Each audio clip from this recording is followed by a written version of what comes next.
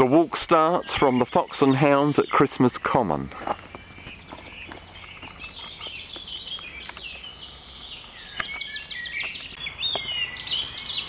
I've now turned onto the first footpath of the walk, a nice shady lane, as it's forecast to be very hot today.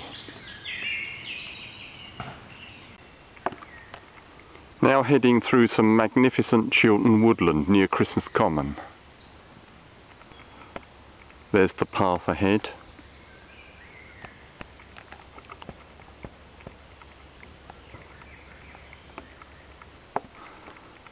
Still on the path, striding through the woodlands.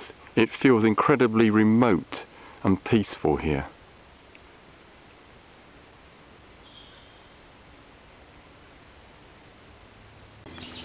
The walk path is this. I'm afraid I've no idea what it is. The walk now follows the path across this field. We've now joined a section of the Chiltern Way, the long distance footpath that encircles the Chilterns. Now following a path across these fields up to Great Wood that you can see in the distance. I think I've left the Chiltern Way here.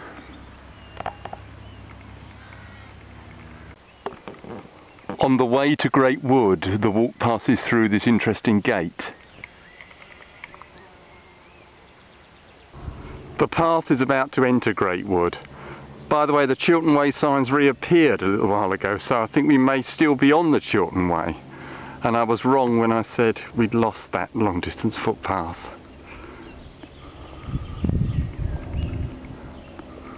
And here's the view, looking back the way I've just come. Superb, typical Chiltern scenery.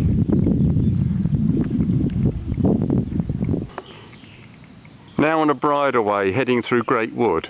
The bridleway has just been marked as the Chiltern Way. So we are still on that long distance footpath at this point. The walk goes past this algae filled pond.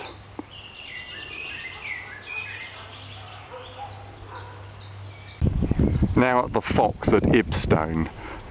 This is not the Chiltern Way, as it forked in a different direction near the pond in the last clip.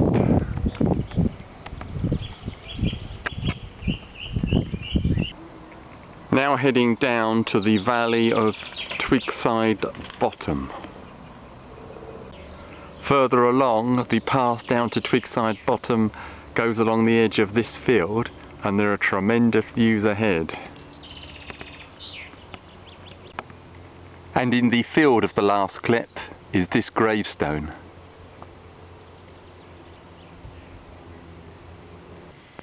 I've now turned right along the path along Twigside Bottom. Still heading along the valley bottom, heading towards the village of Fingest. The path is now enclosed between fields. Great views over to the left.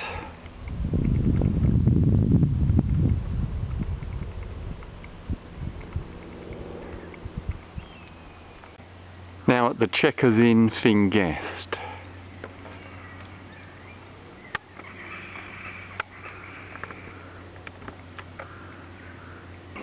St Bartholomew's Church, Fingest. The church is named after one of the 12 apostles, and it has a very unusual twin gabled square Norman tower.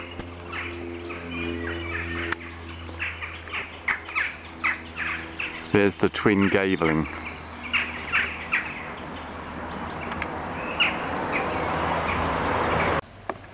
Now heading towards the village of Turville.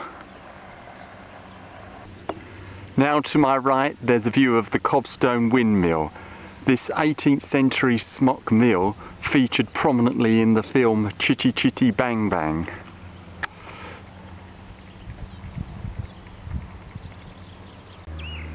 Further down the path there's a better view of the windmill.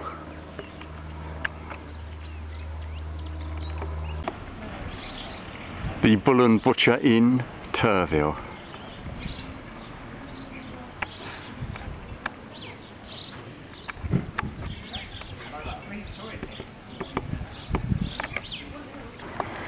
the 12th century St Mary the Virgin Church, Turville.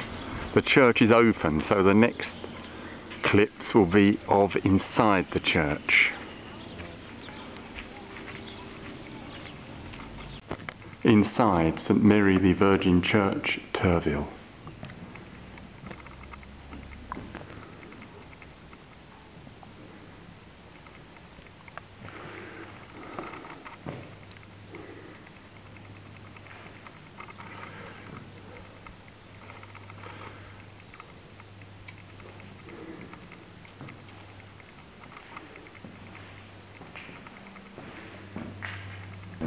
There's a better view of the tower of St Mary the Virgin Church, Turville.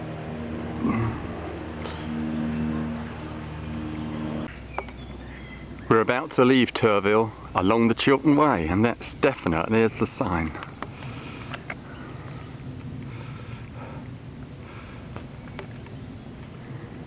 That's the way ahead. Further along the path, some great views open up.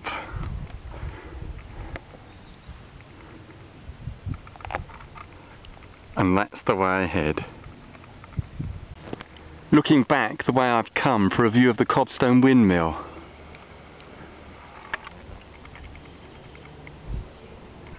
Looking back the way I've come. I've just climbed up a very steep hill to the edge of a wood, and it's turning very, very warm. Now on the path that leads towards Stonor Park, and it's still part of the Chiltern Way. Now heading down through Kildridge Wood towards Stonor Park.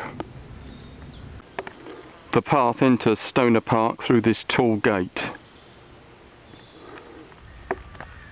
And there is a view of the fantastic Stonor House, which has been home to the Stonor family for over 800 years.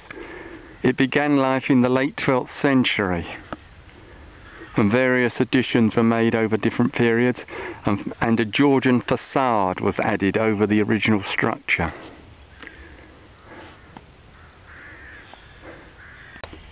Still in Stonor Park, fantastic views open up to my right.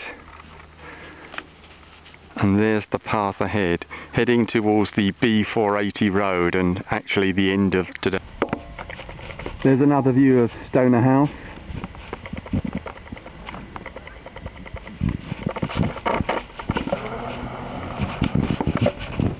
And down there is the main road and the end of today's walk. And there's the footpath sign at the B480 for the path to Stonor Park. Obviously that's looking back the way I've come. Now at the main gates to Stonor House and the end of today's walk.